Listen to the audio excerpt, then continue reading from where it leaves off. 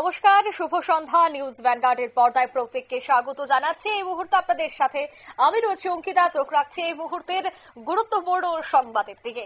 বর্তমানে বৃষ্টির মৌসুম চলছে, আর এই বৃষ্টির মৌসুমে কিন্তু বিপর্যস্ত রাস্তাঘাট। তবে প্রবল বৃষ্টির জেরে ইতিমধ্যেই ক্ষতিগ্রস্ত হয়েছে 84 নম্বর এশিয়ান হাইওয়ে এবং বসে গেল গেরগেন্ডা সেতুর পিলার। ব্যাপক যানজট তৈরি হয়েছে।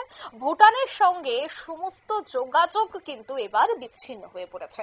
বিস্তারিত সেই বিষয়ে জানবো। টেলিফোন লাইনে যুক্ত হয়ে গেছে উত্তরবঙ্গ থেকে প্রতিনিধি টুপাই হোড। টুপাইদা, কি আপডেট রয়েছে?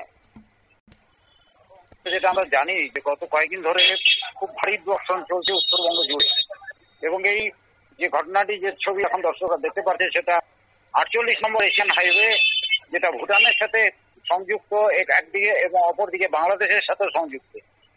এই এশিয়ান হাইওয়ের গেরগেন্ডা যে ব্রিজটা আছে, এটা গত 6 মাস আগে ক্ষতিগ্রস্ত হয়েছিল, এবং প্রবল বর্ষণের ফলে, গত কয়েকদিন ধরে যে বর্ষণ চলছে তার ফলে নিচের একটি যে স্তম্ভ, যে পিলার, সেটা আরো দুর্বল হয়ে যায় এবং অনেকটা হেলে যায়। যার ফলে কিন্তু প্রশাসনের পক্ষ থেকে ঝুঁকি না নিয়ে সেখানে একমুখী যান চলাচলের ব্যবস্থা করেছে। এই একমুখী যান চলাচল করার ফলেই কিন্তু একদিকে যেরকম যানজটের সৃষ্টি হচ্ছে, পাশাপাশি কিন্তু খুব ধীর গতিতে সেখানে যানবাহন চলাচল করছে। যেটা আমরা ছবিতে দেখতে পাচ্ছি যে একটি দিক ছেড়ে দেওয়া হচ্ছে, আরেকটি দিকটা আটকে দেওয়া হচ্ছে। এবং সবচেয়ে বড় কথা, যে বিগত 6 মাসের মধ্যে সেতুটি নির্মাণ বা সংস্কার কিছুই করা হলো না, যার জন্য প্রচন্ড ভাবে ব্যাহত হচ্ছে স্বাভাবিক যে যানবাহন চলাচল সেটা। বিকল্প কি কোনো সড়ক করা হয়েছে যাতায়াতের ক্ষেত্রে? না, ওখানে এমন একটি অবস্থাতে এই 48 নম্বর এশিয়ান হাইওয়ে যেটা রয়েছে, সেখানে বিকল্প পথ তৈরি করার কোনো উপায় নেই এই মুহূর্তে। এবং এখানে দ্রুত সেতুটিকে মেরামত করতে হবে, বা সেতুটির কাছে কোনো বিকল্প সেতু তৈরি করতে হবে। এছাড়া দ্বিতীয় কোনো রাস্তা নেই।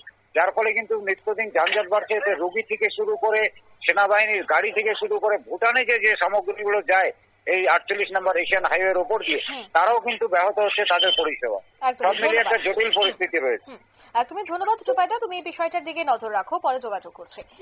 আমরা কথা বলছিলাম উত্তরবঙ্গের প্রতিনিধি টুপাই হোরের সাথে, এবং তিনি বলছিলেন যে ভুটানের সাথে যে যোগাযোগ ব্যবস্থা তা কিন্তু সম্পূর্ণ প্রভাব পড়ছে, কারণ রাস্তা সংস্কার করা হয়নি, আর যার জন্য এবার প্রবল বৃষ্টিতে কিন্তু রাস্তা ভেঙে গেছে।